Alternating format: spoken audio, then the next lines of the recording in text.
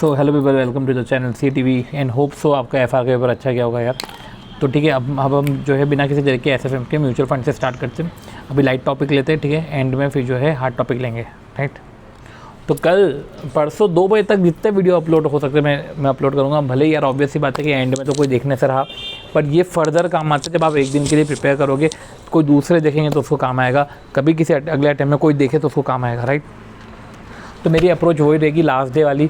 तो मैं ज़्यादा एक्सप्लेन नहीं करूँगा चीज़ों को ना, तो मतलब कि कितनी चीज़ तो मैं खुद से ही आगे बोल दूँगा, ठीक है। तो मतलब मैं इस अप्रोच से चलूँगा कि ठीक है तुमको आ रहा है समझ में, राइट। चलिए, म्यूचुअल फंड में ये तो सब फालतू की चीज़ें हैं, राइट।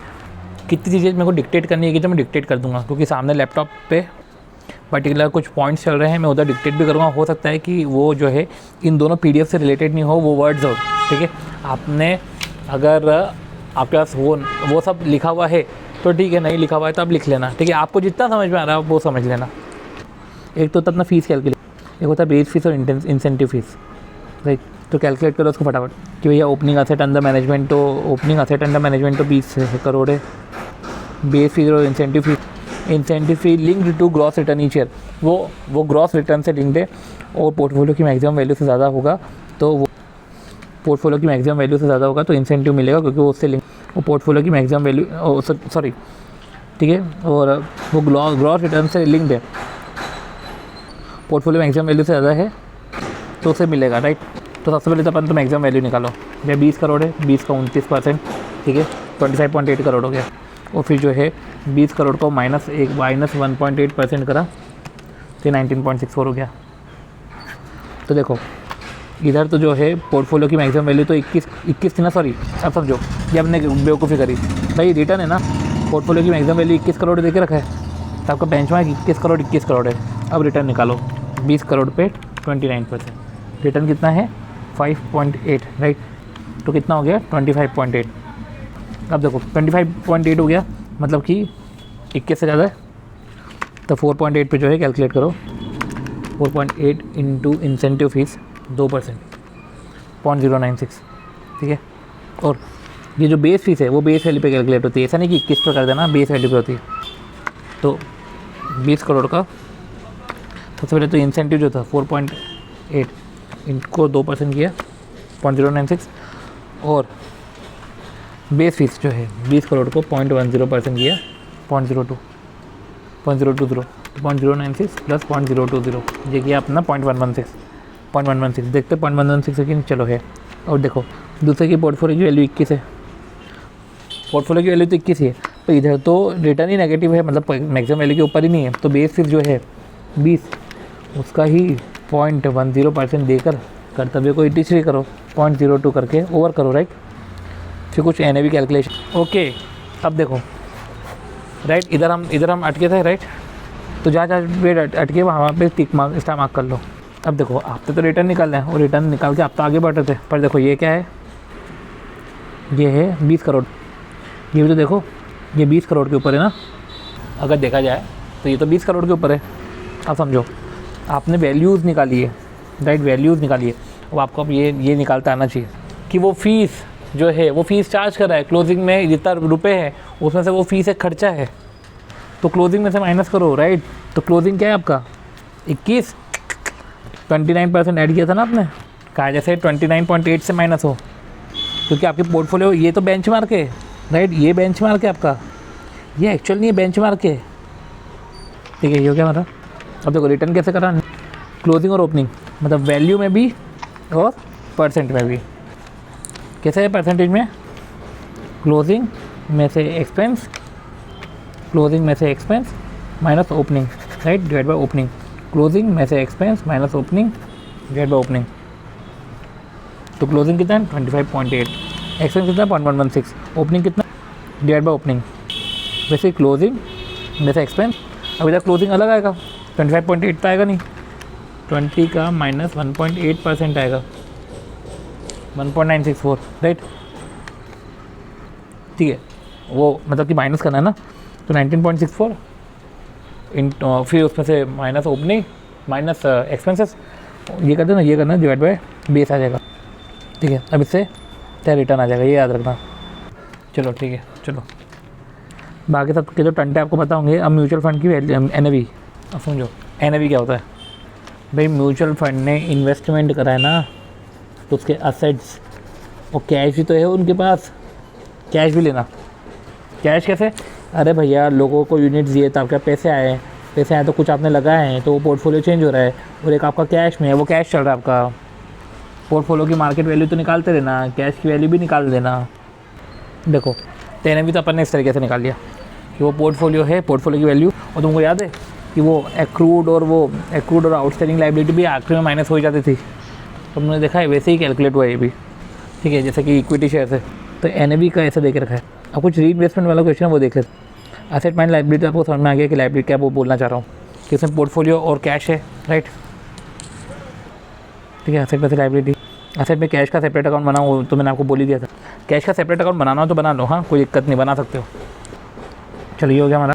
अब री इन्वेस्टमेंट क्वेश्चन में ध्यान रखना, म्यूचुअल फंड की अर्निंग्स होती है तो वो भी म्यूचुअल फंड की अर्निंग होती है तो वो भी अमाउंट और वैल्यू % में दिखाना। चलो ये अर्निंग कैलकुलेशन से अब देखो समझो। दूसरा म्यूचुअल फंड अर्निंग, कहीं दूसरी जगह आप कमा रहे थे अल्टरनेटिव अर्निंग 16%, वो आपकी पर्सनल अर्निंग थी, वो आपकी पोर्टफोलियो की अर्निंग थी, राइट। 1 माइनस इनिशियल एक्सपेंसेस वो करना प्लस रिकरिंग एक्सपेंसेस करना। अब पॉइंट ये है कि इसको डेसिमल में रखोगे 1 माइनस इनिशियल एक्सपेंसेस को, और रिकरिंग को परसेंटेज में रखना। मतलब अभी आएगा रिकरिंग को परसेंटेज करना तो 15 + 2 से 17% होगा, ठीक है। अब देखो तो पोर्टफोलियो रिटर्न है 1 minus initial expenses, right, plus recurring expenses. चलो ये आपका रिकरिंग एक्सपेंसेस आ जाएगा, ये आपकी अर्निंग आ जाएगी, राइट, कि म्यूचुअल फंड में इतना अर्निंग एक्सपेक्टेड है, और इनिशियल ये जो है आप डेसिमल में लेना। अब अगला क्वेश्चन, अब एक क्वेश्चन है, क्वेश्चन में समझते हैं हम, नहीं तो हम ये क्वेश्चन देख लेंगे, उसका एक्सट्रैक्ट समझते हैं। देखो एक की सैलरी है 40 लाख, राइट, उसकी पोर्टफोलियो की वैल्यू है 50 लाख। वो 10% टाइम जो है पोर्टफोलियो को मैनेज करने में देता है, और उसको 15% रिटर्न भी मिलता है, राइट। अगर वो स्पेंड करेगा ये टाइम प्रोफेशन, तो प्रोफेशन भी सेम प्रपोर्शन में बढ़ेगा। तो his professional income will go up in same proportion, उसी प्रपोर्शन में इनकम बढ़ेगी। मतलब कि 10% देखो 10% टाइम दिया 15% बढ़ा, ठीक है। पर ये बोल रहे कि अगर तुम इधर 10% दे रहे हो तो इन सेम प्रपोर्शन, मतलब कि 10 का टाइम के एसोसिएट हो रहे हैं, इधर भी 10% मिलेगा। अब he is thinking to invest his entire portfolio into multi cap fund. अब वो अपना पैसा जो है फंड में लगा रहा है, मतलब उसका टाइम बच जाएगा। अब टाइम बच जाएगा तो वो सैलरी में लगाएगा। वो फंड का NAV वो जो है 13% से ग्रो करेगा, फंड जो है 13% से ग्रो करेगा NAV उसका। समझ लो पूरी सिचुएशन आगे समझ में, ठीक है। अब देखो अगर कभी ही इज़ थिंकिंग ना, वो सोच रहा है, उसने सोचा थोड़ी ना, करा थोड़ी ना, तो अगर वो कर देगा, अगर वो नहीं करेगा, राइट, फ़र्क है। अगर सैलरी है 40 लाख और अभी 15% वहाँ से कमा लेता है, तो अगर वो नहीं करता शिफ्ट तो 47.5 40 + 7.5 47.5 हो जाता। पर अब 40 लाख और डिवोट कर देगा इधर टाइम, तो 44 हो जाएगा, राइट। और उधर 13% बढ़ रहा है ना, राइट। तो 50 का 13%, अगर आप देखो 50 लाख का पोर्टफोलियो, फंड भी 50 लाख का होगा, उसका 13% हो जाएगा 6.5। तो देखो तो ये हो रहा है 47.5, ये हो रहा है 50.5। देख लो एक बार, ऐसा ही है क्या? लो ऐसा ही है 47.5 50.5, ठीक है। आगे समझ में? चलो ठीक है। अब एक डिविडेंड बोनस प्लान का देख लेते हो, री इन्वेस्टमेंट वाला देखते हैं। अब जैसे बोल के रखा ओरिजिनल की इन्वेस्टमेंट डेट नहीं लेते, मतलब कि कोई सी एक डेट छोड़ देता है, ठीक है, ये लिख लेना। मतलब होल्डिंग पीरियड ले रहे हो तो एक डेट छोड़ देना। अब ये हमने देख लिया। अब समझो रिटर्न पीरियोडिक होते हैं। अब रिटर्न पीरियोडिक होते हैं तो कैसे रिटर्न होते हैं? डिविडेंड, कैपिटल गेन, ये तो बढ़ जाएगा या नहीं बढ़ेगा? बढ़ेगा तो वो NAV का पार्ट होगा और NAV चेंज हो जाएगा, ठीक है। तो ऐसा हो सकता है कि डिविडेंड और कैपिटल गेन डिस्ट्रीब्यूट हो जाए, ऐसा हो सकता है, नहीं भी हो सकता है। तो NAV का पार्ट हो जाएगा, बढ़ जाएगा, तो इधर री इन्वेस्टमेंट होगा, राइट। ठीक है, ये हो गया मतलब। अब पता है NAV 0 1 एडजस्ट होता है प्रीमियम और डिस्काउंट से। देखो अभी अपन ने पढ़ा कि एक NAV 1 होती है जो फंड मैनेजर फी से माइनस हो जाता है, राइट। और एक NAV 0 1 जो है प्रीमियम और डिस्काउंट से एडजस्ट होता है। मतलब जो भी अपन NAV निकाल रहे हैं वो प्रीमियम और डिस्काउंट से एडजस्ट होगा। चलो उसके बाद देखते हैं, मतलब उसके बाद देखते हैं मैं आपको बता दूंगा, डिक्टेट कर दूंगा। तो ठीक है, तो हम एक बार देख लेते हैं। देखो ऐसा है अब इसमें सीन कि NAV जो है इसकी 28 है, राइट, 1/14 को 31/12 आता है। तो on the same date unit was trading in the market at premium पे है। देखो प्रीमियम से 28 पे 3 पे ऐड कर, और नहीं ऑन द सेम डेट, मतलब ये 31/12, वो 2 ऑन 1/14 डिस्काउंट पे। तो 28 का डिस्काउंट करो 26.6, और इसको जो है प्रीमियम करो। ठीक है, तो आपको समझ में आ गया? ठीक है, ओके। अब क्या है, NAV इक्वल टू, देखो अब समझो, ये री इन्वेस्टमेंट वाले में हमको करना पड़ेगा, राइट।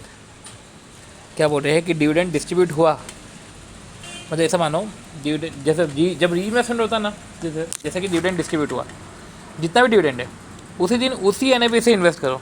ऑब्वियसली बात है ना, उसी NAV से इन्वेस्ट करोगे ना, कि ये डिविडेंड है, इतना डिविडेंड बनता है, दे नहीं पाएंगे, उसी NAV से, उस दिन के NAV से इन्वेस्ट करो। और होल्डिंग पीरियड जो लेते हैं, इन्वेस्टमेंट टू मैच्योरिटी लेते हैं, राइट, ये याद रखना। म्यूचुअल फंड में पहले आपने इन्वेस्ट करा था, पहले महीने दिया है इंटरेस्ट, आपका एक्सपायर हुआ है और 11वें महीने में दिया है, तो वो पहला 11वां महीना नहीं, 0 से लेकर 12 महीने तक जाना। अब री इन्वेस्टमेंट वाला क्वेश्चन कर लेते हैं, ठीक है। तो हमारा री इन्वेस्टमेंट वाला क्वेश्चन हो जाएगा, और री इन्वेस्टमेंट वाला कंसेप्ट भी समझ में आ जाएगा। तो चलो एक 3 भी करते हैं। देखो अब क्या करना है कि एक्स एन इन्वेस्टर है, उसने 200 यूनिट परचेस किए, तो 200 यूनिट म्यूचुअल फंड 8.50 के रेट पे, और 1 साल पहले मतलब इतने रुपये उसको दे दिए थे, ठीक है। अब ओवर द ईयर उसको 0.90 डिविडेंड मिला और 0.75 डिविडेंड मिला, राइट। तो टोटल 1.65 डिविडेंड मिला, ठीक है। तो देख लो, ये 1700 हो गया ओपनिंग, और 330 जो हो गई इसकी इनकम हो गई, राइट। अब एक तरीका ये है कि इनकम 1 साल बाद मिला है, तो उसकी NAV देख लो उस टाइम की। आपको होल्डिंग पीरियड रिटर्न निकालना है, एज्यूमिंग कि कोई लोड फंड नहीं है, and has a date NAV 9.10, तो 9.10 NAV है लो, ठीक है। और एक है X holding period return, assuming all dividend capital gain distribution are reinvested 8.75 पे। 9.10 तो है, पर ये मान लो कि चलो ये इन्वेस्ट हुए हैं 8.75 पे, तो चलो 9.10 की अगर बात करें, तो 9.10 माइनस 8.50, ये 0.60, राइट। फिर 0.90 आएगा इन डिविडेंड, और 0.75 है कैपिटल गेन, राइट। तो निकाल लो, तो ये आपका पूरा इनकम आ गया 2.25। अब 2.25 आपका इनकम आया, ठीक है, पर यूनिट इनकम आया, तो आप वैल्यू में भी निकाल लो, 450 रुपये आपका आया, राइट। अब देखो 450 रुपये आ गया। अब ये 450 को किससे डिवाइड करोगे? अब 450 को या तो मैं 2.25 को 8.5 से डिवाइड करूँ, 26.47, ये अगर 450 है उसको भी डिवाइड कर लूँ तो भी 26.47 आया, ठीक है। ये हमने दोनों तरीके से कर लिया। और अगर री इन्वेस्ट किया है 8.75 पे, तब की सिचुएशन क्या होगी? देखो अब समझो, कितने हैं 0.7590, उसको 200 से मल्टीप्लाई करो, 1.65 इंटू 200, 330 हो गया, राइट। 8.75 से इन्वेस्ट करो तो 37.714 आ रहा है, ठीक है, राइट। चलो ठीक है, तो 200 इंटू 8.5 था, इधर तो पर यूनिट कर भी नहीं सकते, क्लोजिंग में 237.714 आ गया। अब क्या करें? 237.714 जो है 9.5 के बेसिस पे है, और ओपनिंग जो है, ठीक है, 8.5 के बेसिस पे है। चलो ठीक है, चलो बस अब डिफरेंस से रिटर्न निकाल लो, और क्या। तो इधर 32.84 है, तो यही है, ओके। देखो गड़बड़ करी, चलो समझते हैं। 200 इंटू 8.5 1700 को बेस लेना है, ठीक है। क्लोजिंग NAV में हमने क्या गड़बड़ करी? 37.714 आ रहा है, ठीक है। चलो 9.5 ही है ना, कितनी है, कितना हो गया? 9.10, सॉरी यार, ये डेटा लेने में दिक्कत है, 9.10 था। चलो ये भी आ गया। और ये जो है होल्डिंग पीरियड का रहता है, इसका होल्डिंग पीरियड कितना माने, चलो देख ही रखा था, 1 साल, ठीक है। एनुअल यील्ड भी यही है। चलो ये हो गया हमारा। चलो होल्डिंग पीरियड और एनुअल यील्ड भी हम निकाल ही लेंगे। देखो वैल्यू में निकालना है, पहले रिटर्न, पहले तो पर यूनिट, फिर वैल्यू, फिर परसेंट। ये होल्डिंग पीरियड है, ये एनुअलाइज यील्ड कर देना। एक तो प्रीमियम डिस्काउंट हो गया, ओके। इशू प्राइस और रीपर्चेस प्राइस, ये कौन सा क्वेश्चन है? पोर्टफोलियो एप्रिसिएशन, ये सब तो अब इधर दिमाग लगाना पड़ेगा, क्या है ये रीपर्चेस प्राइस और इशू प्राइस। इसके लिए अपना क्वेश्चन नंबर 7 करना पड़ेगा। चलो वो कर लेते हैं एक बार। ओके, ये लास्ट ही क्वेश्चन है, चलो करते हैं इसको। देखो कितने के पर्टिकुलर वीडियो है, तो वो पर्टिकुलर वीडियो देख के हम काम चला लेंगे, राइट। चलो क्वेश्चन देखते हैं। चलो ठीक है, ये अपन ने इसका पर्टिकुलर वीडियो है, ये वीडियो से आप देख लेना, तो 16 मिनट का वीडियो है। और हाँ, वो एक था, एक क्वेश्चन में लिखा हुआ था कि इन्वेस्टमेंट कर रहे हैं तो 75 लाख ये मानते हुए कि एक्सपेंडिचर में लग जाएंगे, उसको हटाते हुए इन्वेस्ट कर रहे हैं। तो ठीक है, 75 लाख मतलब कि मैंने जैसे मेरे पास 16 के, और मैं बोलूँ क्या नहीं है वो 75 लाख तो कहीं लग जाएगा, तो मैं 25 इन्वेस्ट कर रहा हूँ। इसका मतलब ये नहीं कि 75 लाख मेरे चले गए कहीं, समझ रहे हो, जा तो मेरे 25 से रहे ना, 75 लाख थोड़ी ना कहीं जा रहे हैं। तो ये माइनस मत कर देना, वो तो बोले 75 लाख लग जाएंगे डे टू डे एक्सपेंडिचर में, इससे 25 में ले जा रहा हूँ। देखो लिखा हुआ ना, टोटल फंड रिसीव्ड व invested after deducted underwriting commission and 75 crore to meet day to day expenses. अरे भैया, अंडरराइटिंग कमीशन तो चलो तुमने पे करा, उसके बाद क्वेश्चन में करके रखी थी, पर ये बोल कर रखा है कि after deducting underwriting commission and 75 lakh to meet the day to day expense. अरे भैया, ये 75 lakh to meet the day to day expenses है, तो ये कोई पे थोड़ी ना करा है। ऐसा क्या बोला कि day to day expenses paid, ऐसा क्या लिखा हुआ है? उन्होंने ऐसा नहीं, पर अंडर राइटिंग में लिखा हुआ था पेड, तो आपने अंडर राइटिंग का एडजस्टमेंट कर दिया होगा, पहले 1-2 पॉइंट में आया होगा, अपन ने तो सिर्फ इंपॉर्टेंट एक्सट्रैक्ट इधर लिखा। तो अंडर राइटिंग कमीशन ठीक है, इधर माइनस होगा, क्योंकि आफ्टर डिडक्शन अंडर राइटिंग वो 75 पे माइनस होगा, पर अंडर राइटिंग को मैनेजमेंट को कैश में समझ माइनस करना। चलो ठीक है, बाकी ठीक है, ये अभी अपन ने देखा कि ओल्ड और न्यू यूनिट्स का क्या सीन रहता है, वो री इन्वेस्टमेंट वाला। तो री इन्वेस्टमेंट वाला हमने देखा कि री इन्वेस्टमेंट या तो तुम NAV या तो तुम जो है इनकम डिस्ट्रीब्यूट कर दो, या तो उस NAV पे इन्वेस्ट करो, वो उसे ईयर एंड के NAV पे ये लिखा हुआ है कि ओपनिंग यूनिट उसमें इनकम पर यूनिट जो भी है उसमें NAV जो है री इन्वेस्टमेंट की वो ऐड करके डिवाइड बाय क्लोजिंग यूनिट आ जाएगा, राइट। अब NAV 0 तो उसमें एंटी लोड जो है वो माइनस करना, एक्सक्लूड करना, 1 सेकेंड, हाँ राइट। अब समझो NAV नोड में से जो मैंने आपको बोला था कि जो ओपनिंग NAV जो है वो माइनस हो जाता है। देखो ये तो बोल रहे हैं कि जो आपने कर लिया, अब NAV 0 है, 1 second, NAV 0 plus appreciation NAV 1 होता है 6E26। तो ओपनिंग यूनिट्स जो है NAV 0, तो देखो NAV में आप एंट्री कर रहे हो तो समझ रहे हो ना कि भाई एंट्री कर रहे हो, परचेस में ज़्यादा NAV दिखा दे कि यार देखो ज़्यादा NAV जा रहे हो, अच्छा तुम बेच रहे हो तो ठीक है, कम की वैल्यू कर देंगे हम, ठीक है, ऐसा सीन है। अब देखो 1 मिनट, NAV 0 है आपका, एंट्री लोड ऐड करते हो, एंट्री लोड ऐड करना क्योंकि परचेस कर रहे हैं ना, तो NAV डिवाइड और NAV 0 ये NAV उसमें एप्रिसिएशन ऐड करो तो NAV 1 हो जाता है। मतलब समझ रहे हो, परचेस कर रहे हो तो हम ये माइनस कर देंगे, पर अगर कभी तुमको कुछ निकालना है जैसे एप्रिसिएशन परसेंटेज लिखा हुआ है तो NAV 0 में परसेंटेज ऐड कर लो। तो देखो समझो है कि ये इन्होंने क्या किया, अभी अपने एंट्री एग्जिट लोड किधर पड़ा, इधर ही बढ़ रहा है अपन, राइट। NAV 0 में ऐड होगा, NAV 1 में माइनस होगा, ये तो पता है हमको। अब इसमें जो है डिविडेंड इक्वलाइजेशन रिजर्व ऐड हो जाता है दोनों केस में, वो भी हमने चलो निकाल लिया। अब जब ऐड हो रहा है तो हर एक में ही ऐड होगा ना, राइट। अगर NAV 0 में बोला है कि ऐड होना तो हर एक में ही ऐड होगा, तो इसमें इधर क्यों मना कर रहे हैं, राइट। तो भाई अपन देखते हैं क्वेश्चन 6E। जैसे ड्यूरिंग द ईयर 17 इन्वेस्टर ने इन्वेस्ट किया in mutual fund, capital gain dividend है 3 रुपये पर यूनिट, और इन्वेस्ट हो रहे ईयर एंड NAV 23.75, राइट। और टोटल यूनिट है 26750। तो समझो भाई इन्वेस्टर ने इन्वेस्ट किया और कैपिटल गेन एंड डिविडेंड 3 रुपये पर यूनिट है, तो पता चलो ओपनिंग यूनिट है और ओपनिंग यूनिट पे इनकम ऐड करो, इंटू करो, ओपनिंग यूनिट में मल्टीप्लाई करो इनकम पर यूनिट, ठीक है। कोई NAV से डिवाइड करो अगर कभी रीपर्चेस किया हो तो, जो कि 23.75 पे किया है, राइट। तो एंड में 26750 हो जाएगा। तो ओपनिंग यूनिट जैसे X है प्लस इनकम कितनी है आपकी 3X और divided by 23.75, right, is equal to 26750। तो देखो अब ठीक है, तो तुम्हारा ये आया कि 23.75x plus 3x is equal to, चलो तो ऐसे केस में तुम्हारा x आ जाएगा 23750। चलो ठीक है, ये तो निकल जाएगा तुम्हारा। तो देखो ये तो अमाउंट ऑफ इन्वेस्टमेंट, अब कितना आपने इन्वेस्टमेंट करा, ये पूछा कितना इन्वेस्टमेंट करा। तो देखो ओपनिंग में क्या है 23750, क्लोजिंग में 26700, राइट, 26750। अब ओपनिंग है तो ओप्स की NAV ओपनिंग की, और अभी अपन ने बढ़ाई है इशू प्राइस वाला टंटा भी अपन ने समझा, राइट। पर खैर इधर देखो, इधर जैसे कि NAV है ओपनिंग एन राइट, और क्लोजिंग की जो है अपनी क्लोजिंग एन है राइट। अब समझो राइट कि री इन्वेस्ट करा है ईयर एंड एन पे, ये है कितना 23.75। तो समझो एन प्लस एंट्री लोड और एन के एग्ज़िट लोड तो नहीं है, तो एन जो है ये डायरेक्ट 23.75 है। मतलब मैं तो ये बोल रहा हूँ कि 23.75 को जो है डिवाइड बाई 118.75 करूँ, 23.75 डिवाइड बाई 118.75 तो 20 आ गया।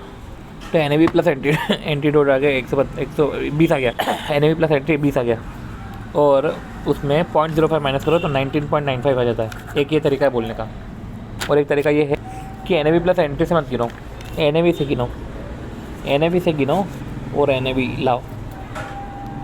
तो एन ऐसे कैसे 20 आएगी, फिर आप जो है प्लस करना 0.05 तो 20.05 हो जाएगा। तो 19.95 और 20.05 ओके, तो 20.05 लिया। मतलब कि समझो क्वेश्चन में बोल के रखे कि एन अप्रिशिएट हुआ है, तो क्लोजिंग एन देख रखी है, तो उससे एन 0 आएगा, एंट्री लोड बाद में ऐड करना। तो ठीक है, ये चलो हम समझ गए राइट। चलो अब देखो समझो इधर क्या हो रहा है। अब इधर एंट्री एग्जिट लोड का कंसेप्ट आया कि एन में से एग्जिट माइनस कर देते हैं और वो ऐड कर देते हैं, तो फ्रंट एंड लोड ऐड कर देते हैं, बैक एंड लोड माइनस करते हैं। तो ठीक है, सेल प्राइस कम करते हैं, परसेंटेज बढ़ा देते हैं। कुछ परसेंटेज निकालने का है कि यूनिट की प्राइस है, फ्रंट एंड लोड को ऐड कर दिया, बैक एंड लोड को माइनस कर दिया, तो EOP minus UP divide by UP, और redemption price minus unit price divide by unit price, ये परसेंटेज में आ जाएगा। बाकी देखो हमने वो जो क्वेश्चन करा था जिसका मैंने आपको बोला वीडियो, उस वीडियो का ही वो ये है समरी कि इशू प्राइस जो है ओपनिंग एन उसमें ऐसा था माइनस एंट्री लोड, क्योंकि नहीं प्लस एंट्री लोड, क्योंकि एंट्री लोड ऐड होगा, और डिविडेंड इक्वलाइजेशन रिजर्व क्योंकि वो लेकर आ रहे हैं। पर ये नहीं कि और जो है रीपर्चेस करते समय, मतलब रिडेम्पशन करते समय, लाइक सेल कर रहे हैं एक तरीके से, इशू और एक रिडेम्पशन, कि हम परचेस करके तुमको दे रहे हैं। तो ऐसे केस में ओपनिंग उसे माइनस करो exit load plus dividend equalisation reserve, तो तुमको तब भी लेना पड़ेगा राइट। चलो शार्प रेशियो, टेनर रेशियो, ये सब भी आया है, तो वो इशू प्राइस वाला कंसेप्ट आप समझ रहे होंगे। और इशू प्राइस करके ही हमने जो है जब हमने एन निकाला तो हमने डिविडेंड इक्वलाइजेशन की एंट्री एग्जिट नहीं करी, क्योंकि वो तो वहीं से दिख जाती थी रिसिप्ट तो पेमेंट इशू प्राइस से अगर हमने करा तो। पर हाँ, वो इनकम डिस्ट्रीब्यूशन से हमको करना पड़ेगा, इनकम डिस्ट्रीब्यूशन का 70% अपनों करना पड़ा। ठीक है, अब ये जो मैंने बोला तभी समझ में आएगा जब आपने वो पर्टिकुलर लेक्चर देखा होगा कि इनकम डिस्ट्रीब्यूशन क्या है क्या नहीं, ये सब। अब performance appraisal of mutual fund, Sharpe Treynor, Jensen alpha, हम जो है तभी देख लेंगे। पर ठीक है, देखो समझो कि sharp Treynor, Jensen alpha portfolio में देखोगे लंबा चौड़ा जाएगा। अब एक बार समझ लो, पर ये है कि उसमें फिर beta of okay standard deviation portfolio ये सब भी आता है, इसलिए अपन पोर्टफोलियो में देख लेंगे। टोटल ये पर्टिकुलर ये सब हटाओ right. Okay, income available for distribution इधर है क्या, तो ये सब भी उधर ले जाना चाहिए था ना अपने को। ये बोल रहा है कि एन के लिए कैश अकाउंट सेपरेट बनाओ, मार्केट वैल्यू पोर्टफोलियो दे के रखे, तो जो ओपनिंग क्लोजिंग करते ना, मतलब वो तो ठीक है वो करो, पर या तो उसी स्टेटमेंट में कर लो, या तो कैश मार्केट वैल्यू और पोर्टफोलियो अलग से बना लो ना, क्या दिक्कत है, कैश अकाउंट सेपरेट बना लो। चलो एक और पॉइंट ऐसा कि समझो कि म्यूचुअल फंड रेस करा 250 लाख। देखो अब कुछ एक्सट्रैक्ट है कि म्यूचुअल फंड ने रेस करा है 250 lakh by issue 25 lakh unit, तो ठीक है 25 लाख यूनिट इशू करे और 250 लाख रेस करा। एक अंडर राइटिंग एग्रीमेंट इंटर हुआ जो अपन ने लिखा हुआ था, वो अंडर राइट करेगा 1.2% कमीशन लेगा, और 90% इन्वेस्ट हुआ of the money received in capital market. ये जो है इतना पूरा आपको जो है ओपनिंग बैंक बैलेंस से लिखना पड़ेगा, जैसे कि आपने इशू करा और अंडर राइटिंग कमीशन है और बच्चा हुआ, फिर अगर आपने इन्वेस्ट करा वो जो भी है आपको ओपनिंग बैंक बैलेंस में ये सब दिखाना पड़ेगा, कि ओपनिंग बैंक बैलेंस और ब्रैकेट में ये सब दिखाना पड़ेगा। ठीक है, बाकी कुछ छोटी छोटी चीज़ें और थी जो हमने समझा, जैसे कि देखो सिक्योरिटी कॉस्टिंग 25 लाख ये बेचा, 25 लाख जो है बड़े पे ज़्यादा पे बेचा। समझो ये जो 25 लाख है ना, वो तुम्हारा प्रोसीड नहीं गया है, तुमने बेचा 31.25 तुम्हारी प्रोसीड है, वो तो तुम्हारा पैसा है। उस पैसे का तुमने इन्वेस्ट किधर किया, माइनस 31.25 ये तुम्हारा कहीं लगा है। 25 लाख का भी कुछ नहीं होता, पर हाँ वो है कि वो कैलकुलेट करने में आ जाता है कि यार देखो तुम्हारी इनकम है, वो इनकम जो है वो जो रियलाइज है उसमें से कैपिटल गेन और डिविडेंड में से डिस्ट्रीब्यूट हो जाएगा। यही जो मैं आपको बोल रहा हूँ रियलाइज अर्निंग, कि सिर्फ रियलाइज अर्निंग नहीं, प्रॉफिट ऑन मतलब कि सिर्फ डिविडेंड ही नहीं, प्रॉफिट ऑन सेल भी। तो डिविडेंड जो रिसीवर्स को भी डिस्ट्रीब्यूट करो, प्रॉफिट ऑन सेल को भी करो। देखो आप समझो कि म्यूचुअल फंड ने अपनी एनएवी जो है वो शो करी पर्टिकुलर कैसी 98.5 102.8। तो ठीक है, तो 98.5 है 102.8। अब देखो ऑप्शन है 8.5 7.25 रिसीव कर लो, या तो इन्वेस्ट कर लो 105 पे, राइट। तो ये रिसीव करके इन्वेस्ट करो। फिर ये तो देखो है कितने 1000 यूनिट है, 1000 यूनिट को करो 8 7 16 16.75 पे 16750 डिवाइड बाई 150 105 159। अभी तुम्हारा 159 आया दिमाग में, देखो आया सबसे पहले। देखो समझो क्या है 8.5 और 7.25 ना, प्लस 8.5 कितना है 15.75। मैंने क्या बोला 1000, कितने का 15750, कितने पे इन्वेस्ट हो रहा है 105 पे 150। ओके 150 आ रहा है। देखो अब समझो क्या है ये income can be the invest. अब समझो आपने बेवकूफ़ी क्या करी।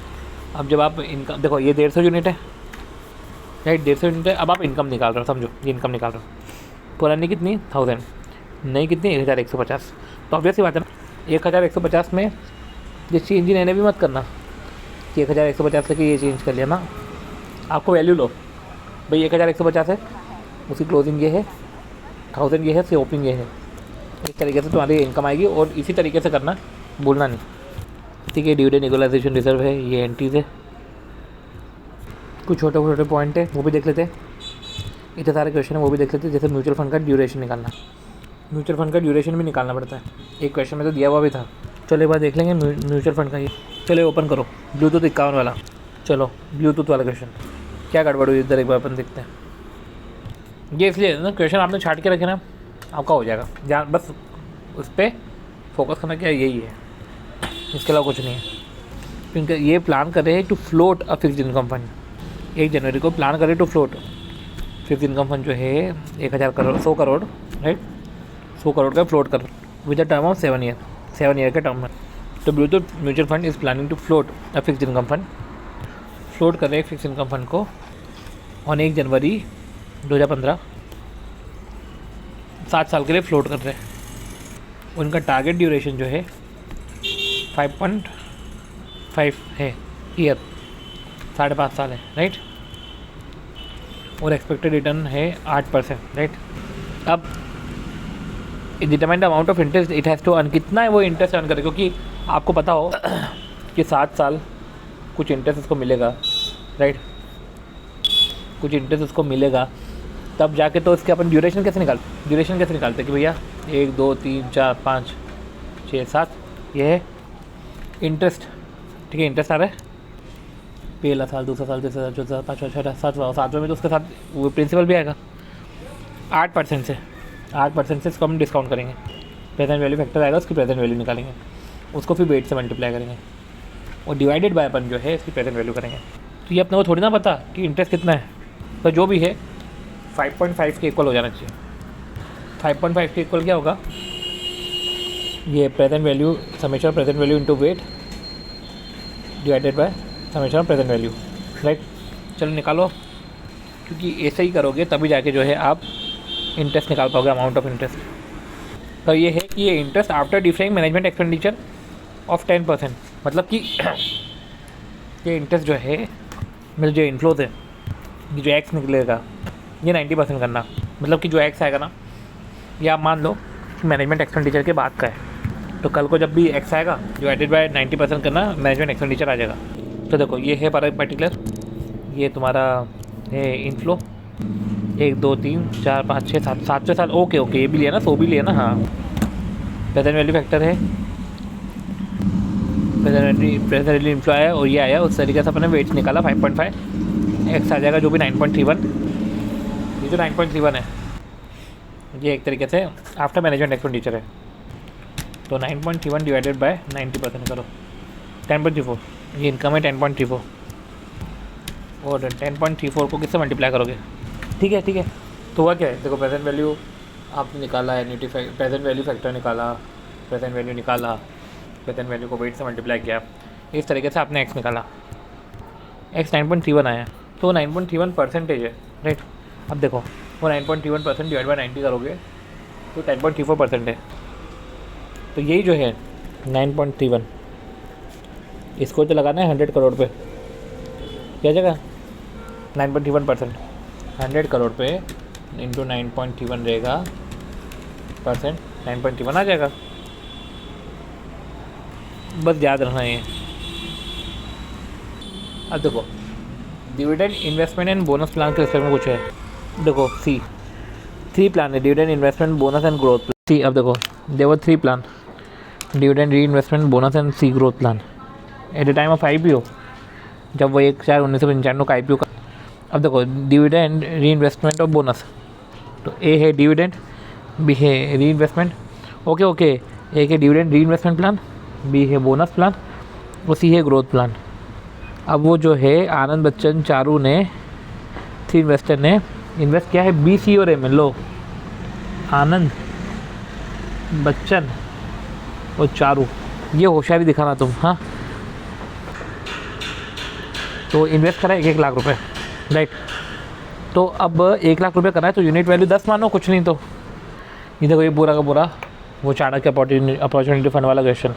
इधर मैं आपको बताना चाह रहा हूँ कि देखो क्वेश्चन में कहीं नहीं दे के रखा है, बस ये बोल के रखा है कि इन्वेस्ट करा है 1 लाख ईच। अरे भाई पर जब इन्वेस्ट करा है तो कितना इन्वेस्ट करा है, तो ऐसे केस में नहीं दिख रहा है, तो ऐसे केस में क्या कर रहा है, तो ऐसे केस में 10 यूनिट वैल्यू मानो। अब आएगा अगला डिविडेंड और बोनस प्लान, ये थोड़ा जाएगा, ये भी सही है। अब देखो डिविडेंड डिस्ट्रीब्यूशन प्लान नहीं सही, ये डिविडेंड री इन्वेस्टमेंट प्लान है, बोल के रखा है तो डिविडेंड री इन्वेस्टमेंट प्लान। अगर आप देखो तो डिविडेंड री इन्वेस्टमेंट प्लान। पर मुझे बताओ कि भाई डिविडेंड प्लान अगर बोल के रखा तो क्या मानो, री इन्वेस्टमेंट ही मानोगे यार क्वेश्चन में। क्वेश्चन में डिविडेंड प्लान बोल के रखे, री इन्वेस्टमेंट प्लान मानना, ये मत बोलना कि डिविडेंड डिस्ट्रीब्यूशन प्लान, ये सब कोई प्लान नहीं होता। चलो अभी अपन दूसरे क्वेश्चन करते हैं। तो अब देखो राइट, 2 स्कीमें डिविडेंड बोनस प्लान, ठीक है। अब देखो इधर तो जो है आपको 2 स्कीमें dividend plan bonus plan, face value 10 देकर रखा है और एक 14। Mister R invest 5 lakh in dividend plan, R ने कितने इन्वेस्ट किए 5 लाख। तो देखो अब समझो वैल्यू कितना है 5 लाख रुपये, राइट, और 10 लाख रुपये बोनस प्लान में, राइट। NAV तो चलो उसी वक्त की NAV निकालो ना, 5,46,000, 10,42,000, ये कर लिया हमने। तो यूनिट्स एक तरीके से डिविडेंड और बोनस की हमको मिल गई, राइट।